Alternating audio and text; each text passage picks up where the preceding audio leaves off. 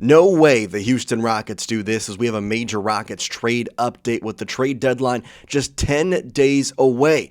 With point guard being a point of emphasis, we have a new mock trade to go through that will have the Rockets acquiring an interesting piece, but I don't think it's worth it. Welcome into Rockets Digest, everybody. I'm Jace Andrews. I appreciate you tuning in to today's show and hope you're having a wonderful day wherever you might be. Lots to break down in today's show, so let's get right into it. Here is the headline we're going to be talking about in today's show. An NBA mock trade. The Rockets would reunite with a point guard in a deadline deal. Now, here's where I have some differentiating opinions than maybe what the national media has or maybe what you have. Houston has a glaring need for a point guard is what it says. I'm not so sure that's the case. They have a glaring need for maybe a ball handler. I don't necessarily believe that has to be a point guard. Now, that is where a majority of the ball handlers are, but that's where I feel like the problem arises. It's not around the point guard situation. It's not even around what is going on with the Rockets and, their struggles over the past couple weeks, but I think it's more over the fact that their ball handling has been downright horrible, and that's honestly something that people are starting to recognize. In fact, the turnover rate is becoming a very real problem. Jed Katz of Rockets SI having the quote here saying, "But more than anything, Houston has a turnover problem. This season, the team ranks 29th in turnover percentage, with its ball security being exposed without Fred VanVleet, who has missed the entire season with a torn ACL." And they're right. I mean, that's such a huge thing for the Rockets to, keep the ball and understand that is a huge thing, and they need to kind of figure that out if they want to get it right. Now, before we get into the rest of the news today, this video is sponsored by Kalshi. Kalshi is the largest U.S. prediction market, and Kalshi lets users trade event contracts peer-to-peer, not against a sportsbook, along with Kalshi being available nationwide, including California and Texas. Download Kalshi using the link in the description, and when you use the code DIGESTNBA, you're going to get $10 when you deposit your first $100. For sports fans, we can trade on game outcomes, playoff chances, or player performances, all on a regulated market where you can cash out at any time. The NFL Super Bowl is set, and you can trade it right now on Kalshi. Again, peer-to-peer, $100 trade will get you $304 if you trade for the underdog New England. Don't feel like trading on the actual game? Kalshi has other options as well. You can trade on an anytime touchdown on their markets as well, with the top names being Kenneth Walker, Jackson Smith-Njigba, and Ramondre Stevenson. It's genuinely the smarter way to use your sports or news knowledge. You can close positions whenever you want. Again, download Kalshi with the link in the description, and don't forget to use this code DIGESTNBA and get your $10 bonus. So, what are we going to talk about with this trade? Well, this trade, if you obviously saw the pictures at the front, it's on Dennis Schroder, and this comes just 10 days before the NBA trade deadline that will occur on February 5th. That is something that the Rockets are looking at and really diving into. Do they have to go after somebody? Do they feel that this team needs to add an extra body to feel comfortable with their playoff run, their playoff chances, and kind of everything in between? And that's where, if they want to look at point guard, we got to discuss what's on the team first. And in my opinion, I think they have a very good baseline here. Amen Thompson, Reed Sheppard, J.D. Davison was just sent back down the G League, and then Aaron Holiday. Aaron Holiday is the best ball handler of these three because Reed Sheppard is notably a shooting guard. He was in Kentucky, and that's the way that he was projected to be used for the Rockets. Had to take on a different role, obviously, given the aspect of Fred VanVleet getting injured. Amen has done great. His point scoring, his totals, they're all in the right spot. It's, again, though, the ball handling, the ball protection is what has become a problem for the Houston Rockets as they try and figure out what to do. Talk about turnovers. Amen is in the 92nd percentile in turnovers. That's 41st in the NBA right now. Just not exactly what you want to see. Again, points, rebounds, assists, minutes, all the other stats are great. He's not a ball handler, and he's being forced into that this season, which, of course, causes some problems and leads to the turnover rate. Well, in come Dennis Schroder, a guy who has played for the Rockets before, and kind of an interesting quote here. Jed Katz of Rockets SI saying the Sacramento Kings are heading toward a rebuild amid a 12-34 start, currently 14th in the Western Conference.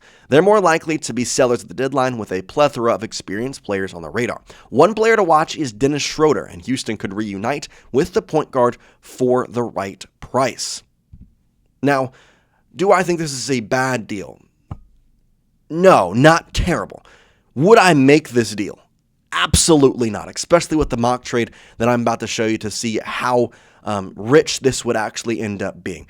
I like Dennis Schroder. I think he's a great ball handler. I'm not willing to give up what we would have to give up, and I'll just show you the trade. I think it's a little bit outlandish, but here's what it would be. The Sacramento Kings would receive DFS, Jason Tate, and a 2026, a 2027, and a 2029 second-round pick. Now, two of those are not the Rockets' second-round pick. They're via Memphis and via Sacramento, so there is that. And the Rockets would just receive Dennis Schroder. The Rockets have already traded a billion picks, it felt like, in the second round. They traded, I believe, 5 for Kevin Durant, so that's something to know. DFS has had a very bad start to this year. I am not going to sugarcoat what he has looked like. It's not been good whatsoever. I think that the signing is, I'm not going to say at question, but definitely not something that you're looking at and saying, that was a good signing right now.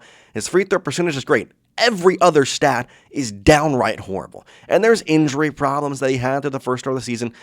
This is the reason, though, he had 2 years of non-guaranteed money in his 4-year contract. If they were to trade him, he might have a better percentage with his minutes per game and more opportunities. With the Rockets and the way this team is set up, even once we lost Steven Adams, he just has not been the guy.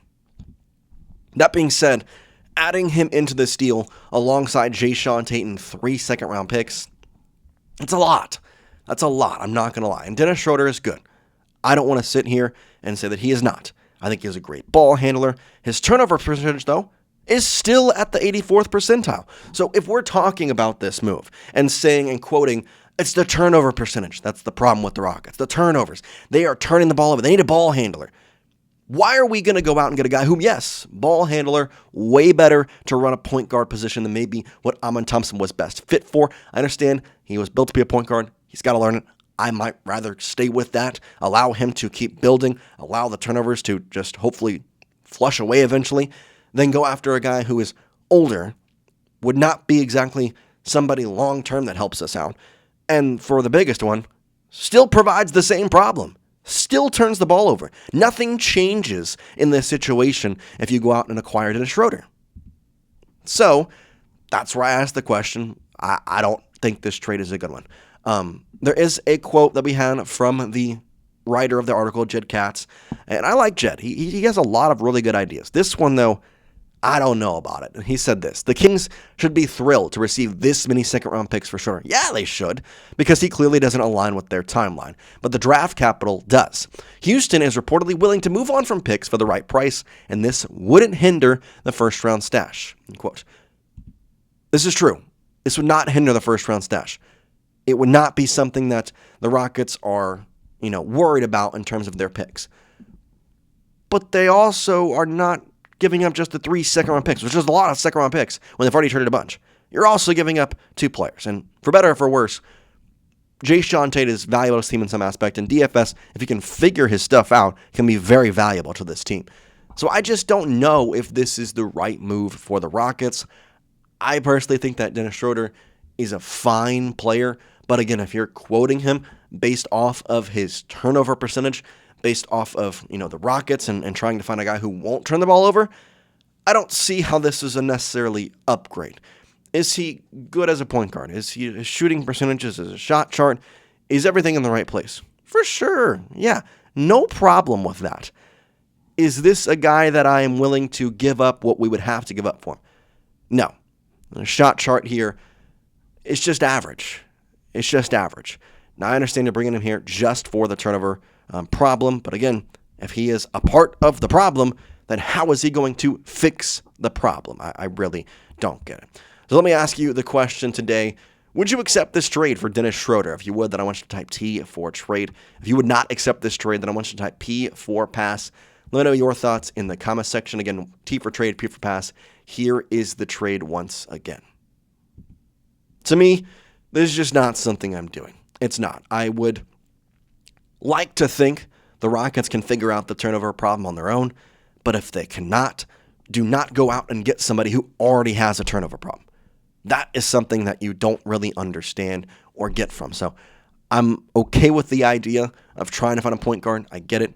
The ball handling has been kind of a weird thing, and our offense is good, but it might be better. That's part of it, but I don't know if this is the right move. I will just leave it at that. That's what we got for you here today on Rockets Digest. We do appreciate you watching. Hope you have a great rest of your day. And for now, guys, we'll see you next time here on the show. Peace out.